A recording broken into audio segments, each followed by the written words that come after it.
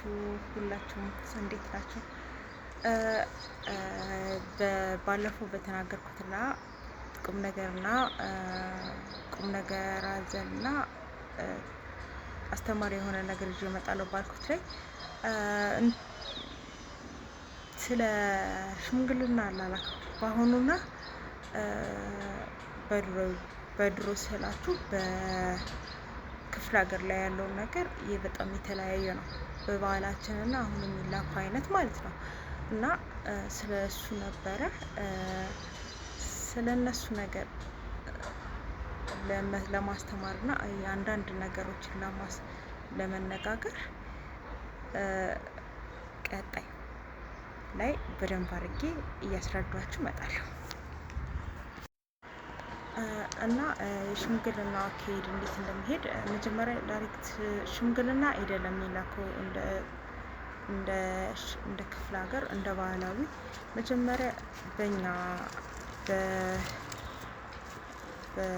ማለትም በእኛ እኔ በተወለድኩበት አካባቢ መጀመሪያ ወረቀት ይጻፋል፣ በፖስታ ይታሸጋል። በፖስታ ሲታሸግ ወረቀቱ ላይ የሚጻፉ አንዳንድ ነገሮች አሉ። እሱ ላይ ፖስታ ላይ የሚደረገው ሳር አለ። ከሳርም ሳር ይመረጣል። ከዛ ሳሩ ላይ ይደረግና የሆነ ብር ይደረጋል። ከዛ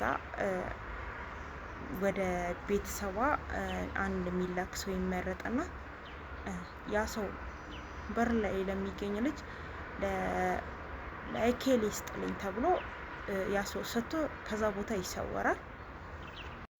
እናም ይቅርታ ስላቋረጥኩኝ። እናም ያ ወረቀት ላይ የሚጻፈው ነገሮች አሉ።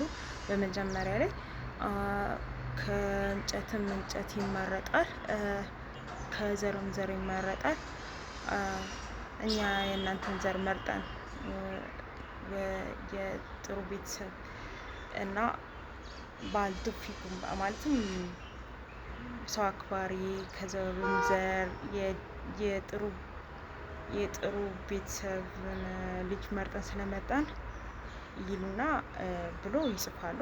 ከእንጨትም እንጨት የሚባለው ማለትም አሁን ቤት መስሪያ እንጨት ነው። በክፍለ ሀገርኛ እንደሆኑ ድንጋይ ምናምን ሳይሆን እንጨት ተመርጦ ነው ቤት የሚሰራ። ለዚሁም ትዳር ለመመስረት ሰው ተመርጦ ነው ማለት ነው።